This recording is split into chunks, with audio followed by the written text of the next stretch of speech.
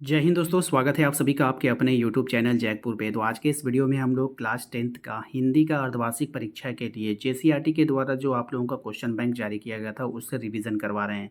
और केवल यही एक वीडियो रहेगा हिंदी के लिए जेसीईआरटी के द्वारा, ठीक है। और ये जो वीडियो होगा वो काफ़ी इंपॉर्टेंट होगा। इसके अलावा आपको कोई भी वीडियोज़ ऐसा नहीं देखना है जहाँ से जेसीईआरटी का कोई भी सवाल पूछा जाएगा। तो चलिए शुरू करते हैं हम। यदि आप हमारे चैनल पे पहली बार आएँ तो चैनल को ज़रूर से ज़रूर सब्सक्राइब कर लीजिएगा, घंटी वाले आइकन को दबा लीजिएगा ताकि आने वाली हर एक वीडियो का नोटिफिकेशन आपके मोबाइल पे जाए। इसके अलावा हम जो है आप लोगों को वर्मा, याद रखिएगा, हम आपको एक वर्मा बुक से भी आप लोगों का प्रैक्टिस करवा देंगे आज का आज, ठीक है। तो वर्मा बुक का जो प्रैक्टिस होगा वो कहाँ पर होगा, वो मेरे सेकंड चैनल पे होगा। सेकंड चैनल का लिंक हमने डिस्क्रिप्शन में डाल दिया है, वहाँ पे जा करके आप हमारे सेकंड चैनल को सब्सक्राइब करके रखिए। आज ही आप लोगों का वहाँ पे वर्मा बुक से जो है प्रैक्टिस करवा दिया जाएगा, क्योंकि वर्मा बुक से बहुत सारा सवाल वहाँ पे देखने को मिलता है। तो सबसे पहले हम लोग जेसीईआरटी को देख लेंगे और दूसरा हम लोग देख लेंगे वर्मा बुक को। ज़्यादा बड़ा वीडियो नहीं, थोड़ा सा वीडियो बड़ा होगा क्योंकि एक ही वीडियो में पूरा हिंदी को कंप्लीट करना है, ठीक है। चलिए स्टार्ट करते हैं। सबसे पहला सवाल यहाँ पे आप देख पा रहे होंगे कि यहाँ पे कहा गया लेखक के बचपन का नाम क्या था, तो तारकेश्वर नाथ। स्पीड में बोलेंगे क्योंकि समय कम बचा है और आप लोगों का रिवीजन फटाफट करवाना है। तो मकई के खेत में किसका झुंड चर रहा था, तो चिड़ियों का झुंड चर रहा था, याद रखिएगा। ठौर शब्द का अर्थ क्या होता है, तो ठौर का अर्थ होता है स्थान। तो ठौर से ना ठहरना, कोई आदमी ठहरता तो किसी जगह पे ठहरेगा, जगह को हम लोग क्या बोलते हैं, स्थान बोलते हैं। तो इस तरह से ट्रिक से भी आप याद कर सकते हो, ठीक है। अगला सवाल है आपका, बचपन में लेखक किसका तिलक लगाता था, तो भभूत का तिलक लगाता था। याद रखिएगा किसका लगाता था, भभूत का। भभूत लगाने से लेखक क्या बन जाते थे, तो बम भोला। क्या बन जाते थे, बम भोला। चिरौरी करना का क्या अर्थ होता है, तो विनती करना। चिरौरी करना का मतलब विनती करना, ठीक है। बुढ़वा बैमान मांगे करेला का चोखा कहकर बच्चों ने किसको चिढ़ाया था, तो मूसन तिवारी को। किसको चिढ़ाया था, मूसन तिवारी को चिढ़ाया था। अमोला किसे कहते हैं, तो अमोला आम का उगता हुआ पौधा को कहते हैं। किसको कहते हैं, आम का उगता हुआ पौधा को कहते हैं।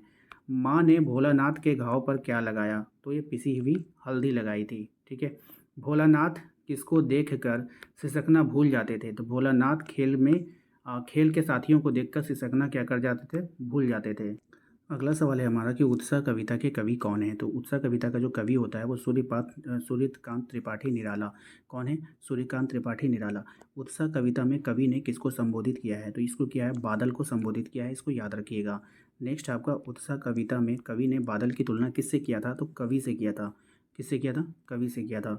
कवि बादल को कैसे बरसने के लिए कह रहा है, तो गर्जन के साथ बरसने के लिए कह रहा है। उत्साह कविता में सम्मिलित शब्द गगन का पर्यायवाची शब्द क्या होगा, तो गगन का पर्यायवाची जो होता है वो आकाश होता है। चलिए नेक्स्ट जो सवाल है हमारा वो है, पाठ बाल गोविंद भगत में बाल गोविंद भगत कबीर के पदों को बड़ी आत्मीयता के से गाते थे। उन गीतों में कौन सा भाव निहित होता था, तो प्रभु मिलन का भाव उसमें क्या होता था, निहित होता था। बाल गोविंद भगत जी कौन सा व्यवसाय करते थे, तो खेती का वाला व्यवसाय करते थे।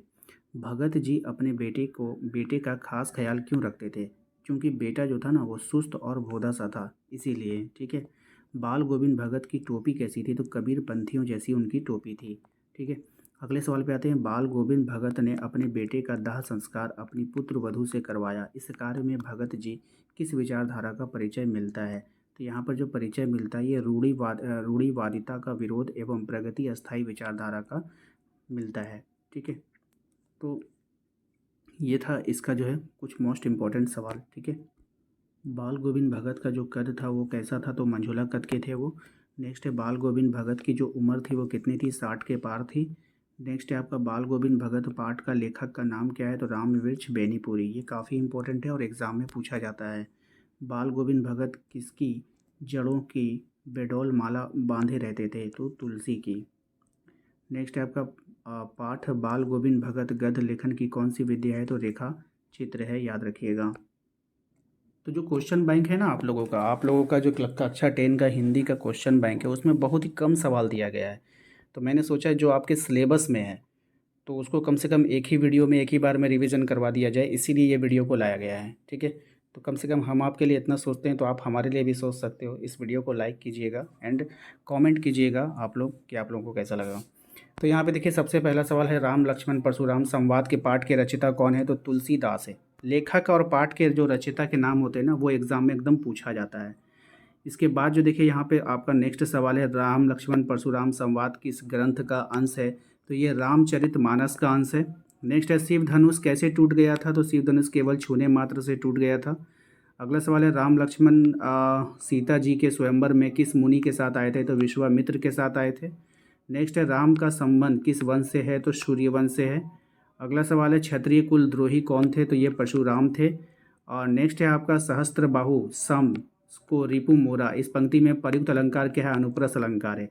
देखिए केवल इतना ही कर लेना आपके लिए मतलब कि बेस्ट तो नहीं होगा, इसमें सवाल बहुत कम है, इसलिए हम वर्मा बुक का जो सवाल जो है आप लोगों का मैं अपने सेकंड चैनल पे करवा दूंगा, तो प्लीज़ आप लोग सेकंड चैनल को सब्सक्राइब कर लीजिएगा, लिंक हमने डिस्क्रिप्शन में डाल रखा है। सूरवीर को अपनी वीरता डैश में प्रदर्शित करनी चाहिए, तो कहाँ करनी चाहिए? तो युद्ध में करनी चाहिए सूरवीर को, है ना। नेक्स्ट है, तुम तो कालू हाँक जनु लावा, पंक्ति में कौन सा अलंकार है? तो उत्प्रेक्षा का अलंकार है।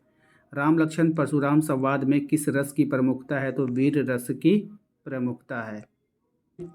यानी अगर हम लोग क्वेश्चन बैंक की बात करेंगे तो 10 से 12 मिनट में जो है आप लोगों का टोटल अर्धवार्षिक सिलेबस का कंप्लीट हो जाएगा हिंदी, यानी कि एक ही वीडियो में अगर हम क्वेश्चन बैंक से, आपको लगता है कि नहीं हमारा सवाल क्वेश्चन बैंक से आएगा, तो 10 से 12 मिनट का वीडियो में सारा का सारा हमने एक जगह कर दिया है। आप उसको तुरंत रिवीजन कर लो, एक बार नहीं करोगे तो 2 बार करोगे तो, लेकिन करके जाना।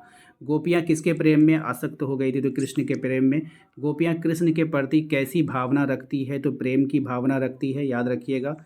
कवि के अनुसार गोपियों का स्वभाव कैसा है? तो कवि के अनुसार गोपियों का जो स्वभाव है वो भोला है। गोपियों को छोड़कर कृष्ण कहाँ चले गए थे? तो गोपियों को छोड़कर कृष्ण मथुरा चले गए थे।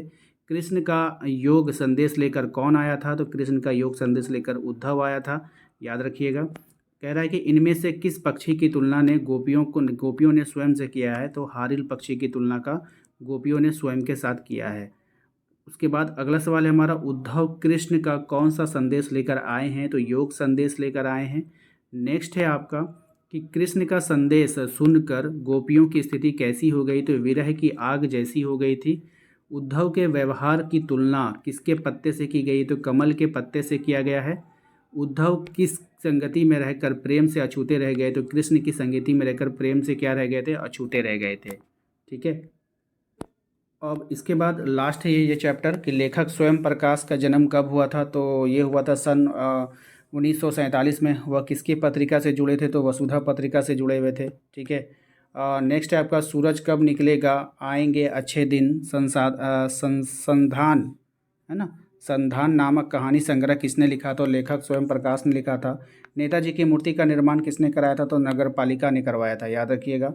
पाट के नेताजी का चश्मा मूर्ति के निर्माता का नाम क्या है? तो मास्टर मोतीलाल। मूर्ति को प्रतिदिन चश्मा कौन पहनाता है? तो कैप्टन चश्मे वाला। ठीक है। आजकल देशभक्ति को लोग क्या समझते हैं? तो मजाक समझते हैं। सुभाष की मूर्ति पर वास्तविक चश्मे का ना होना हवलदार साहब के लिए कैसी बात थी? तो चकित और द्रवित करने वाली बात थी। चश्मे वाला कैसा आदमी था? तो बूढ़ा और मरियल एवं लंगड़ा सा आदमी था। मूर्ति पर सरकंडे का चश्मा किसने लगाया था? तो कस्बे के किसी गरीब बच्चे ने, यानी खेल खेल में उसने क्या किया था? सरकंडे का चश्मा लगा दिया था। इसके बाद जो नेक्स्ट है सवाल आपका, नेताजी का चश्मा पाठ का लेखक कौन है? तो स्वयं प्रकाश। पाठ का लेखक जो होता है ना, वो आपके एग्ज़ाम में पूछेगा ही पूछेगा, इसलिए अच्छे से करके जाइएगा। नेताजी के चश्मा की मूर्ति कहाँ लगाई गई थी? तो मुख्य बाजार के चौराहे पर लगाई गई थी। नेताजी की मूर्ति में कैसे लग रहे थे नेताजी? मासूम और कमसीन। कैसे लग रहे थे? मासूम और कमसीन लग रहे थे। चलिए नेक्स्ट देखते हैं। चौथा सवाल कहाँ है भाई? छोड़िए, आइए नेक्स्ट पे। नेक्स्ट है आपका, हवलदार साहब को कौन सी बात बुरी लगी? तो पान वाले द्वारा देशभक्त का मजाक उड़ाया जाना उनको बुरा लगा था। ठीक है। चश्मे वाले को देखकर हवलदार साहब चक्कर में क्यों पड़ गए? एक बूढ़ा मरियल सा लंगड़ा आदमी की देशभक्ति को देखकर, है ना। चलिए नेक्स्ट आते हैं हम लोग। हवलदार साहब और चश्मे वाला में क्या समानता है? दोनों क्या थे? देशभक्त थे, यही समानता है। हवलदार साहब ने नेताजी की मूर्ति पर रियल चश्मा देखकर सर्वप्रथम क्या सोचते कि प्रशासनिक अधिकारियों का कार्य सराहनीय है ना। वो सोच रहे थे कि प्रशासन इसे पहनाता है, लेकिन ऐसा नहीं था। नेताजी की मूर्ति पर सरकंडे के चश्मे को देखकर क्या उम्मीद जगती है? नए लोगों में देशभक्ति की उम्मीद जग जाती है। ड्राइंग मास्टर का क्या नाम था? तो ड्राइंग मास्टर का नाम था मोती लाल। तो आज के इस वीडियो में हम लोगों ने देखा कि आप लोगों का जो बुक है, आप लोगों का जो जेसीईआरटी ने जारी किया था क्वेश्चन बैंक और अर्धवार्षिक का जितना हिंदी का सिलेबस था, मैंने एक ही वीडियो में सारा का सारा करवा दिया है। लेकिन इतना काफ़ी नहीं है, मैं बार बार कह रहा हूँ, मैं आप लोगों का बुक से, एक बुक आती है आप लोगों का वर्मा टुडे, मैंने उससे भी आप लोगों को क्वेश्चन आंसर करवाया है। वो सेकंड चैनल पे होगा मेरे, ठीक है। इसलिए आप लोग जो है लिंक डिस्क्रिप्शन में डालें, उसको सब्सक्राइब करके रखिए। एग्ज़ाम देने से पहले हम वहाँ पे रिवीजन आपको करवा देंगे, ठीक है। तो ये तो हो जाएगा। साथ ही साथ यदि आप लोगों को दोनों चैनल को सब्सक्राइब करके रखना है, इसको भी सब्सक्राइब कर लीजिएगा। इसके अलावा आप हमारे व्हाट्सएप ग्रुप को भी ज्वाइन करके रखिएगा, जो आपको काफ़ी हेल्पफुल होगा, ठीक है। और व्हाट्सएप ग्रुप को ज्वाइन इसलिए करके रखिएगा क्योंकि नोटिफिकेशन नहीं जाने के बाद जो है आप लोगों को वहाँ पे नोटिफिकेशन प्रोवाइड करवाया जाएगा। साथ ही साथ आज की जो वीडियो है हमारा, इस वीडियो को सपोर्ट किया था आशीष ने, प्रेमचंद ने, विवेक ने रांची से, कुंदन ने गिरिडीह से, विकास कुमार महतो ने रांची से, दामोदर ने धनबाद से, आशीष ने गिरिडीह से और रुपेश यादव ने दुमका से। तो आप लोग भी यदि हमें सपोर्ट करना चाहते हैं तो आप अपना नाम और अपने ज़िला का नाम कमेंट बॉक्स में ज़रूर लिखें। मिलते हैं अगले वीडियो में। Thank you.